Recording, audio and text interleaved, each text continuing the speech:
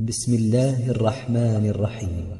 ولولا فضل الله عليك ورحمته لهم طائفة منهم أن يضلوك وما يضلون إلا أنفسهم وما يضرونك من شيء وأنزل الله عليك الكتاب والحكمة وعلمك ما لم تكن تعلم وكان فضل الله عليك عظيما.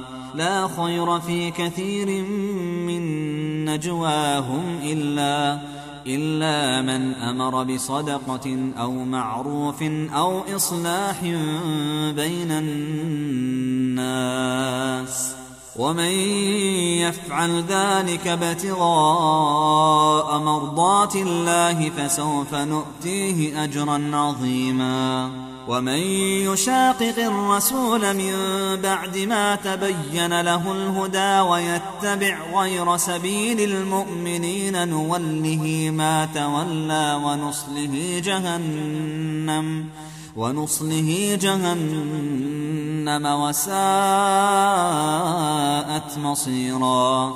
إن الله لا يغفر أن يشرك به ويغفر ما دون ذلك لمن يشاء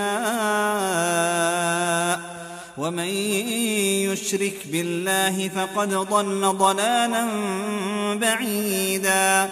إن يدعون من دونه إلا إناثا وإن يدعون إلا شيطانا مريدا لعنه الله وقال لأتخذن من عبادك نصيبا مفروضا ولأضلنهم ولأمنينهم